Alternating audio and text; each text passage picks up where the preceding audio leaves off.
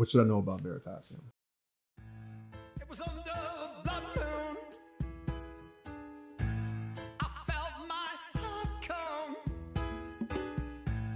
I held you in this strange light, a place where shadows. So basically, I'm looking to tie the entire world through Veritasium. I would like to know how you're feeling right now, given the state of the country, the economy, George Floyd. Well, honestly, my feelings are not really tied into the economy, but I'm an observer of it, hopefully able to take advantage of it, regardless of what direction it may be floating or moving, if at all. But as of late, I have been down. I have to admit, I've been very down. As a matter of fact, for the last 3 weeks, I've gotten almost no work done. Let me explain why. In the news now, particularly in the big metropolitan cities, you have the George Floyd murder. It was an unarmed man. I'll explain it, but I'm pretty sure almost everybody knows or saw what was going on. An unarmed man who was killed by a police officer by having his knee on the man's neck for 8 minutes and change until he died. It set off an unprecedented, backlash and showed significant division in the country. But the division is not nearly as bad as I would have thought it would be. I think anybody who saw it would be devastated and disgusted, hopefully, because it was nasty. Basically, if I would have put my knee on a dog's neck and left it there for 8 minutes until the dog died, people would be disgusted. As a matter of fact, most people would run off and insist I got my knee off the dog's neck or forced it off. But hence, that man died at another man's hands or knee and nobody did it. So essentially, he was treated worse than a dog. I went into this in detail because that case of police brutality, even though it seemed outrageous, hard to swallow, unprecedented, it's an everyday thing. And it is every day. You can see, I could show you in the inset videos of what's happening over the last few years, from children to women to, full-grown men, etc. They catch poor people in the ghettos, middle-class people, everybody. As a matter of fact, I got my claim to fame from calling the 2008 crisis. So far ahead of everybody and so detailed, and then he started warning about Bear Stearns and Lehman. Well, he was so far ahead of the curve, I actually thought he was nuts. He called the housing crash. He called the collapse of Bear Stearns and Lehman Brothers. He's been harping on the crisis in the Eurozone banking system for years now, so he's just the guy to talk to. He told us how 0% interest rates were starving the banks that it was designed to save. Now, at the time, you were the only analyst in the world to mention that it would starve the banks, and you've been proven correct. Reggie Middleton, who nailed Facebook by... Quick synopsis for those who don't know who I am. I used to be a real estate investor, and I was in a .com or tech guy. And after selling off my real estate in 2006, because I felt that 2 + 2 didn't equal 193, I then commenced to short everybody with their business with me. Initially, I was going to create a hedge fund because I wanted access to that 20-to-1 leverage that the hedge funds were getting, because I knew that the banks, the insurers, lenders, the processors, real estate developers, basically everybody involved in the real estate industry were going to go bang. And going to various law firms to create the documents, I was told by a very prominent firm, by the way, but of course I'm never going to name them, that he's never seen anybody like me approach him to create a fund. He says, I wish you luck, but I doubt you're going to get anywhere. I'm like me as in what? He says, like you, a black guy. He didn't say it with malice. It wasn't malevolent. He was actually being honest. And so I wasn't offended by him, but it was off-putting what he said, despite the fact I have no doubt that it was the truth. But that's just an anecdotal piece of evidence of what black people have to go through. More jarring is the fact that I never did get the hedge fund. I paid $100,000, $75,000, $2007, by the way, $2006 to get the hedge fund started, but never did because that was a bad time to start a hedge fund. But I did create an analytical staff, write reports, and I shorted all these companies with my own capital I got from the real estate investment. And I did very well. We called Bear Stearns months before it collapsed, Lehman Brothers, General Growth Properties, which is the second largest commercial REIT, and about 86 other companies. Did a very good job, got a lot of media attention. I was on CNBC. I won their stock draft contest, which is a stock picking contest for professionals. I won it every time they had it. They had it twice. I won it both times. I think they stopped having it after that. Crown the champion, the winner of the first ever CNBC Stocks Draft. Yay! Reggie Middleton. It was Google, which was up by 46%. Reggie! Well done, Reggie Middleton. But you know what, Reggie? This is a double amazing feat because last year you won as well. So, let me tell you the story of racism from my perspective. Okay, racism, discrimination, and prejudice. And this is a touchy subject. A lot of people don't want to hear it, but it's real. And to be absolutely honest, where I thought a lot of people were prejudiced, racist, didn't care, it was honestly ignorance. Not ignorance from a malevolent perspective, ignorance in the actual root word of not knowing, which is actually much better than me and I think a lot of other, or than I, and I think a lot of other African Americans would have thought. So, a lot of people that are in the protests that I've seen, I've participated in New York, simply didn't understand what it's like to be a black man in America. So, let me walk you through what the guy that has won all these CNBC contests and that predicted the collapse of Bear Stearns and Lehman Brothers, and did 4-digit returns in investment real estate. Let me explain why he almost wasn't here. Growing up, my parents taught me to have full confidence in myself. My father and my mother taught me that I could be anything I wanted to be as long as I tried hard enough. I believed them, okay, and I acted upon that. So I was a good student through grammar school and high school and college. But in high school, I would walk around 42nd Street, which was the red light district when I was a teenager. Right now, it's a big vibrant commercial area. I would walk up and down the street where all the teenagers would hang out. I have my hand in my pocket. I was 16, I remember. And then I felt something very hard hit me in the back of my head. And they said, freeze or take your hands out.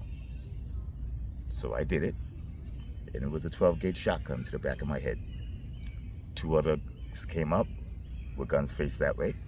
They said, let me see your hands. I said, what is wrong? Shut up. Right? They said, let me see your ID.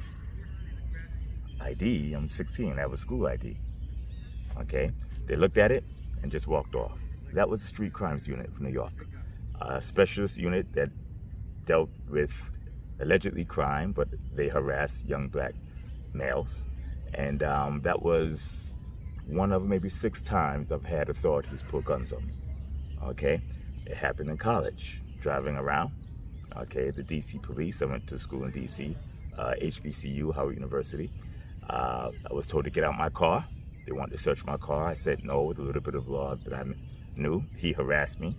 I filed a complaint. The complaint went nowhere. Driving back home from DC to New York, same thing with the New Jersey State Troopers. Pull you over, search your car, harassment. After graduation, a police officer asked for my phone. This is back when I had the big brick phones, okay? I was like, why? And he wanted my phone. I didn't realize he was an officer at the time, apparently to go hit somebody else over the head with, which was perplexing, okay? I said no.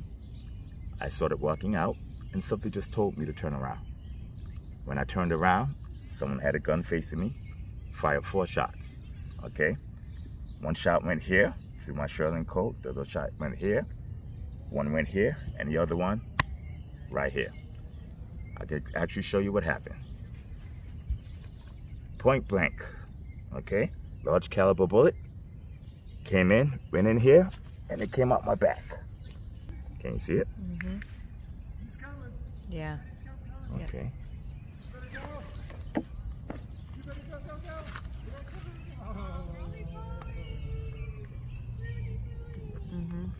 Okay. Showing everybody again.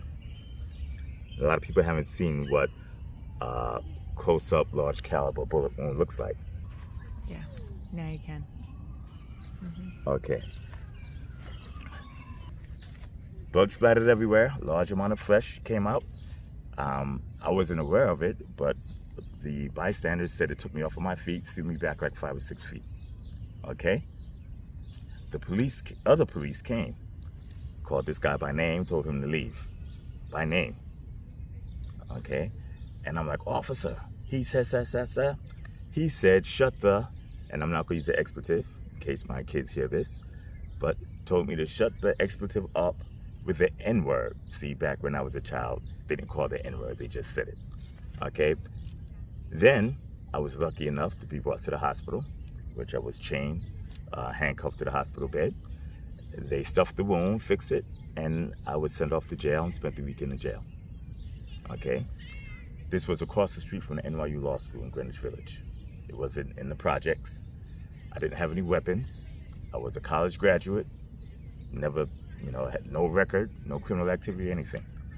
I then sued the police department. Okay, I was 22 at the time, 22 years old. I didn't know how to vet lawyers properly. I do now, trust me. But 30 years ago, I didn't know how to do it. I lost the lawsuit as a plaintiff. They struck all the black jurors off the jury pool, and the defense ran this story. It was a drug deal gone bad. And they skated. So that was my life growing up. Okay, that was just 22. Every year or so, there's a significant example of this type of racism. Okay, a lot of people say it's not institutionalized, or some people may say that. It's nonsense. It's pervasive. It's in the police department, but you see what happened to George Floyd is not a police issue. It's an institutional racism issue against African Americans. Okay, over the last 9 months, I feel I was the victim of institutional racism. And it hit me so hard, I took such a significant loss that as part of the end, I can't even comment on it. But the damage done, extreme financial damage, okay? More than tens of millions of dollars. Significant damage in terms of reputation. I pride myself on my reputation, okay? I'm a good guy for real, and I help others by default. That's how I was brought up. What happened to me did not match what happened to others who were in similar situations. And I can go on, okay? So, when I walk around and I see a police officer, okay, I don't see someone who would come and help me. I see someone who's likely a potential threat. Now that I'm older, I've climbed up the socioeconomic ladder some. I know that I can use political clout, even geopolitical clout on a larger scale, socioeconomic clout, lobbying, donations, etc., to get the police to work for me at a higher level, like they're supposed to. On a lower level, walking down the street, I'm just another one of those guys. Be aware of that. There's an Amy Cooper incident when a woman called the police on a man after warning him that she was going to say, I have an African-American man threatening me, because she didn't get her way and he was filming her. And she did it. That happened to me about 3 weeks ago. 3.5 weeks ago, or 3 weeks ago. It's pervasive. So, when you mix all this together, okay, it is depressing. Now, to the positive part, I've attended protests out of curiosity. I took my daughter, took my son, social distance though, with a mask, of course. And what I saw was almost ready to bring tears out of my eyes. Because normally, blacks protest to help blacks. We have a few white people, Asians, etc. These protests, multicultural, multi-ethnic, we had everybody. I'll post a picture that I took. Everybody in true solidarity, right? 97% of the protests are peaceful, okay? And they're actually helpful. Now, you have all these different races, all these different ethnicities and cultures coming together as one. They got to experience what we've experienced. Heads cracked open, jaws broken, eye orbits crushed, blinded, ribs broken. In jail right now, there's so many people in jail they can't process them. There's a 24-hour rule in New York City that says that if you stay in jail for 24 hours without being processed, you're allowed to get out. They've broken that rule because the system is so clogged. Okay? And there's still a lot of people in there way over 24 hours. Okay? The majority of those people that I've observed, that have encountered, are not black. So now, the majority get to experience what the minority had to experience. And it's eye-opening. So Reggie, the financial wizard, the guy that one of the first guys to file blockchain patents for peer-to-peer value transfer, the guy that called Bear Stearns and Lehman Brothers the sovereign debt crisis, was the guy that was almost murdered point blank, wears bullet scars every day, emotional scars, psychological scars. Okay, in business, we could go on, but I don't want to defame any of the large companies, but you can follow the hint. Now, let's segue from the effects of institutionalized racism to where we are today. Okay, the protests are disturbing, but primarily, or not primarily, but they're particularly disturbing to me because they affect me personally. I have 3 children, right? 2 black sons and a black daughter. And I fear for my sons when they go out. I do. They don't get it, and I didn't get it when I was young, despite the fact I have ample evidence of why my mother should be concerned and my father. But this is happening in a time, the social unrest, social ferment, in terms of CIA and FBI models, which is what we use to measure the social unrest portion of an economic collapse, feeds materially into a significant problem that we have. If you look at my other videos, and like I said, when I called the crash, the real estate crash, the banking crash, etc., I made it very clear this one is going to be much bigger, much worse, for much longer. Okay? I was predicting that before COVID because we are coming at the end of a 50-year bond bubble. We're at the end of a almost 10-year U.S. equity market bubble and a real estate bubble. Basically an everything bubble, all risky assets. On top of this big bubblicious bubble, right, with interest rates almost near all-time lows, you also have COVID. This pandemic caused a global shutdown, unprecedented. On top of the COVID, you now have the social unrest and ferment in the U.S. Mix all this together, right? Conversations of V-shaped recoveries, absolute nonsense.